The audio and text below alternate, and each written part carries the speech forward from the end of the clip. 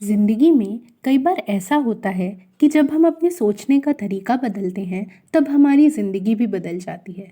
ज़िंदगी में जो कुछ भी होता है वो सिर्फ 1% ही तो होता है। बाकी 99% तो जो हुआ है हम उसके बारे में क्या सोचते हैं, यानी कि हमारा रिएक्शन ही होता है। एक लड़का था जो देख नहीं सकता था। ये लड़का भीख मांगकर अपना जीवन गुजारता था। एक दिन ये अंधा लड़का हर रोज की तरह एक बड़ी सी बिल्डिंग के आगे बैठकर भीख मांग रहा था। उसी समय वहां से एक आयुष नाम का लड़का गुजरता है और उस अंधे लड़के को देखता है।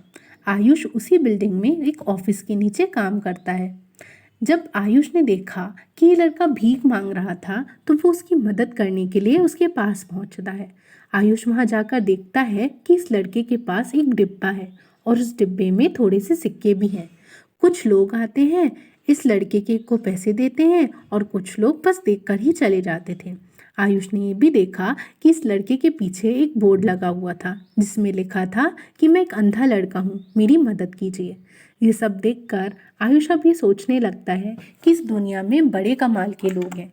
जिसे मदद की ज़रूरत है उसे कोई मदद ही नहीं करता। उस बोर्ड पर जो लिखा हुआ था वो उसे मिटा देता है और उसकी जगह पर कुछ और लिख देता है। अब आयुष कुछ पैसे डिब्बे में रखता है और ऑफिस की ओर बढ़ता है।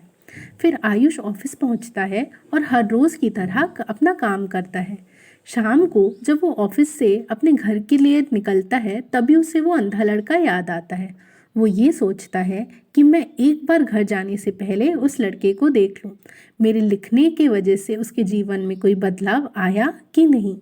वो अब उस अंधे लड़के के पास पहुंचता है। उसके पहुंचते ही वो लड़का खड़ा हो जाता है। वो कहता है कि भैया, मैंने आपको आपकी आने की आहट से पहचान लिया था।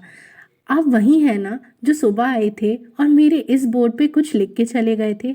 मैं आपको सिर्फ इतना पूछना चाहता हूँ कि आपने ऐसा क्या लिखा मेरे बोर्ड पर जो कि जो भी यहाँ से कोई गुजरता है वो मुझे कुछ ना कुछ देकर चला ही जाता है। आयुष ने कहा कि मैंने जो तुम्हारे बोर्ड पर लिखा हुआ था उसे मिटा दिया। तुम्हारे बोर्ड पर लिखा था कि मैं एक अंधा लड़का हूँ, मेरी मदद कीजिए। मैंने उसको मिटा दिया और ये लिख दिया कि मैं आज का दिन बहुत खूबसूरत है लेकिन मैं देख नहीं सकता हूँ। हम ये बड़ी आसानी से समझ सकते हैं कि पहले जो लिखा हुआ था और बाद में आयुष ने जो लिखा उसमें काफ़ी अंतर था। आयुष ने जो भी लिखा उसमें एक नई सोच और नई लाइन थी, पढ़ने वाले में भी पॉजिटिविटी फैलाई। इसलिए इस लड़के को कुछ ना कुछ ज़रूर कोई ना कोई दे के चला जाता था। अगर हम अपने सोचने का तरीका बदल दें तो हमारी ज़िंदगी भी बदल सकती है।